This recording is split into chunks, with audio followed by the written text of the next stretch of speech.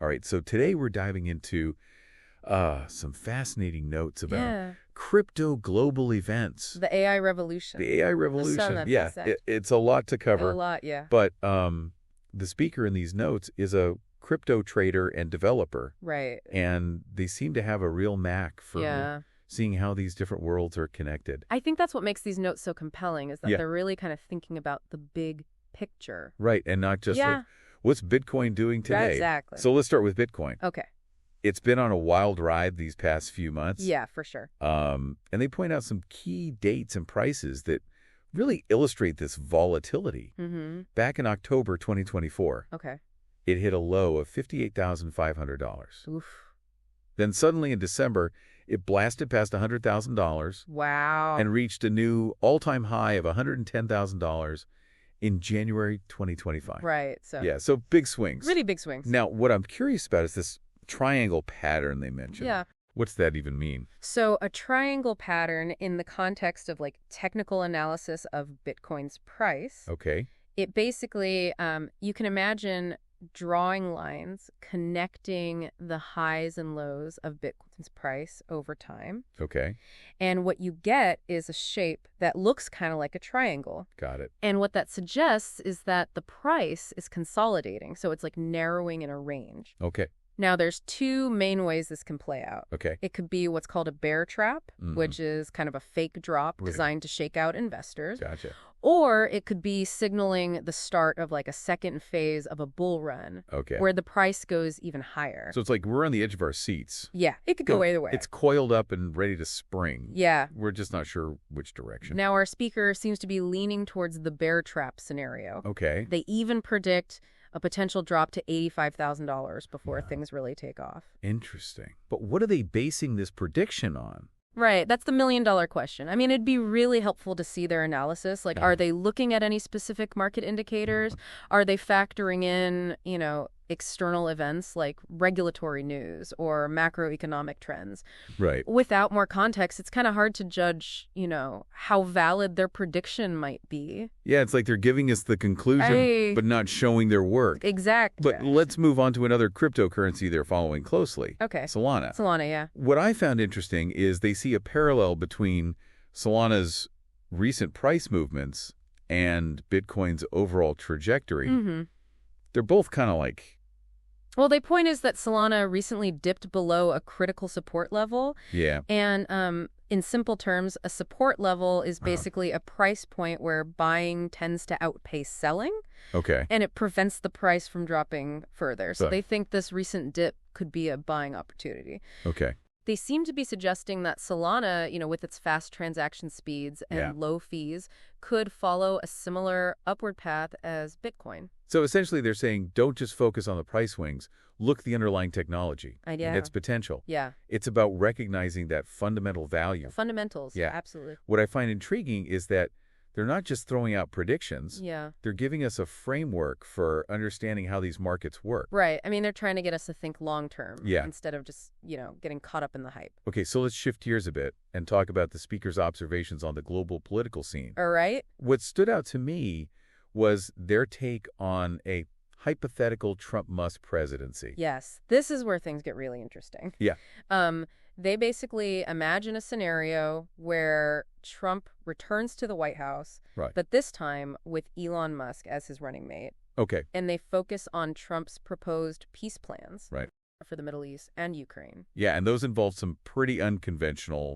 some out-of-the-box thinking. Approaches. Yeah, you could say that. For example, they mentioned Trump's idea of relocating Palestinians from Gaza and demanding rare earth minerals from Ukraine as part of these peace deals. It's pretty bold. Yeah, bold is one word for it. Yeah. And they seem to think that these proposals could lead to some serious friction between the U.S. and its European allies. Yeah, I mean, it's easy to see how that could happen. Yeah. They're basically suggesting that Europe and NATO might not be too keen on these plans. Right. And that this could create a major rift in the Western alliance. It sounds like they're really emphasizing the potential for disagreement and conflict here. Yeah, they're definitely highlighting that. Yeah. They even say that the coming weeks will be decisive for Europe. Oh, wow. In terms of how they respond to these potential shifts in U.S. foreign policy.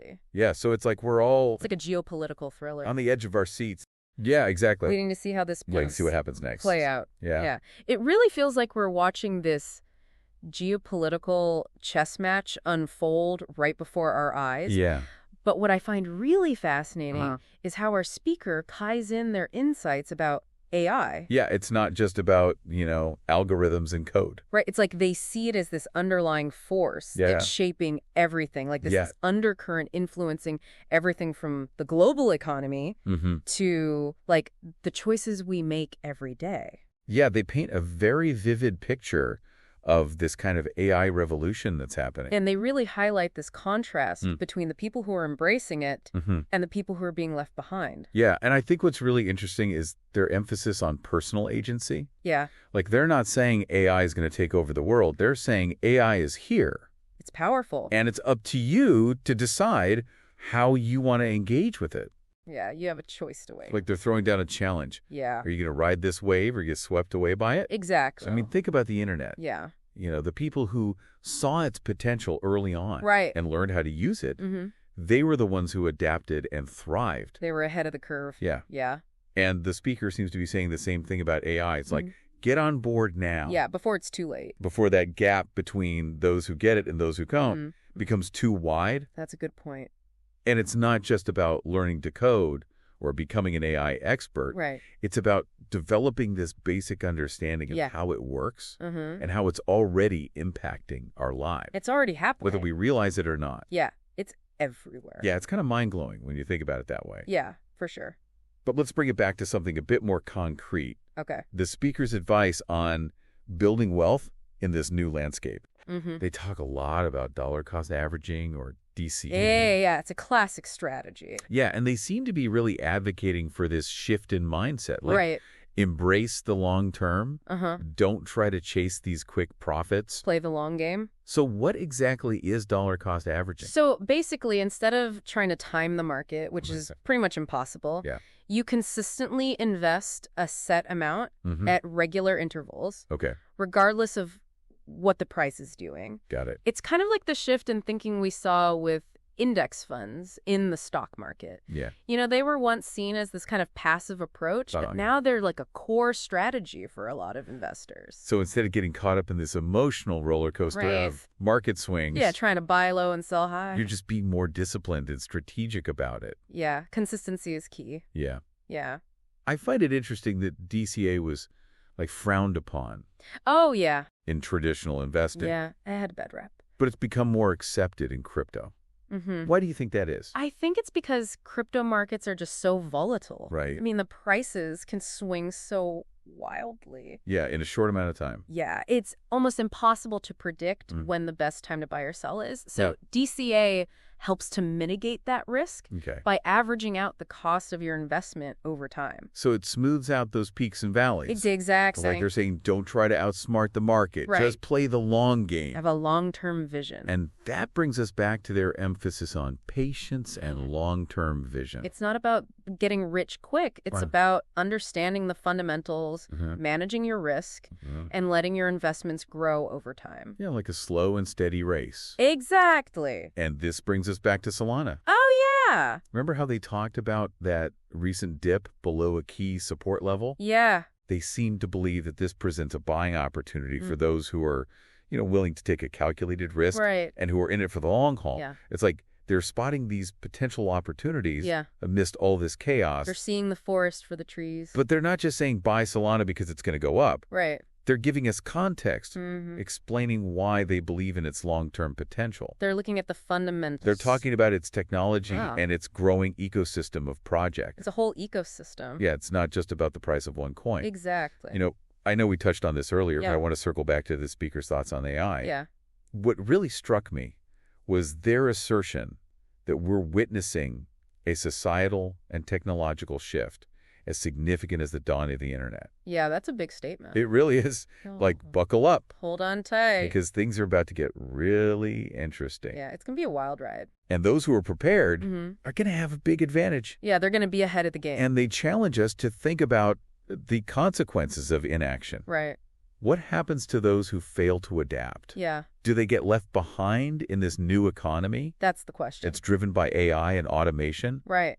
It's a sobering thought. It is. But it's also a call to action. A wake-up call. Yeah, like they're urging us to embrace the potential of AI, Yeah. to explore its possibilities and to figure out how we can leverage it. Use it to our advantage. Like we're standing at this fork in the road. Oh, yeah. One path leads to a future where we understand and utilize AI to enhance our lives and solve complex problems. Okay. The other path leads to a future where we're left behind, struggling to keep up Yeah, falling behind. in this world that's rapidly changing around us. Yeah, it's a stark choice. And they seem to be saying that the choice is ours, We have the power. but the window of opportunity is closing, Time is ticking. and we need to act now. Yeah, I gotta make a move. This brings us to like this fundamental question. Okay, shoot. What does it mean to be human Whoa. in the age of AI? That's a big one. It's like they're pushing us to really grapple with the philosophical implications Yeah, the deeper meaning. of this technological revolution. What does it mean for our jobs, our relationships, our sense of self? Yeah, as machines become more intelligent and capable.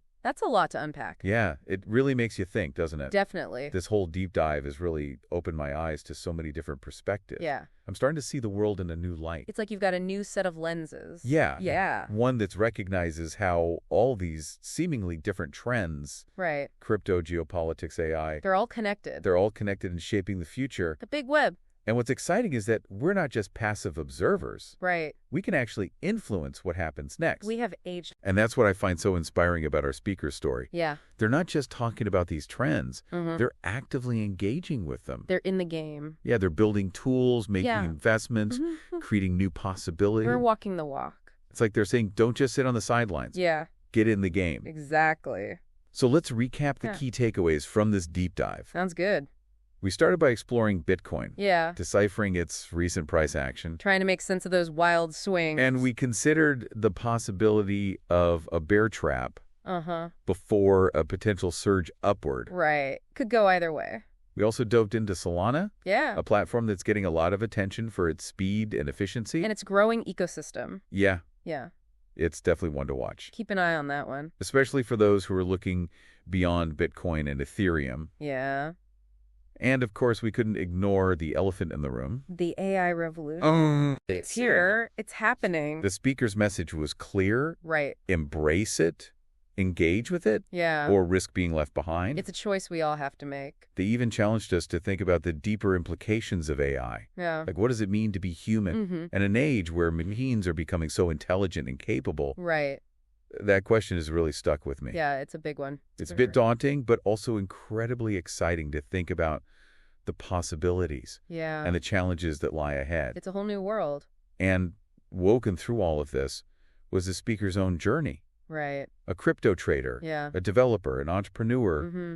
a visionary, is not afraid to push boundaries. Really paving the way. Their story is a testament to the power of individual initiative, Absolutely. the ability to make a real impact in a world that's constantly changing. You can make a difference. It's inspiring to see someone taking such a proactive approach, Yeah. not just riding the waves of change, Mm-hmm. but actually shaping it. Yeah. And that's the message I want to leave you with today. Okay. We're not just passengers on this journey into the future. Right. We're the drivers. We're in the driver's seat. We have the power to choose our destination, Yeah. to navigate the challenges, Mm-hmm. and to create a future Mm-hmm. that reflects our values and aspirations. That's a great way to put It's it. been an incredible journey, Yeah. and I feel like I've learned so much. Me too. I'm definitely going to be revisiting these notes Yeah. and putting some of these insights into action. That's the spirit. Thanks for joining us on this deep dive. Yeah. Thanks for listening. We'll see you next time. See you later.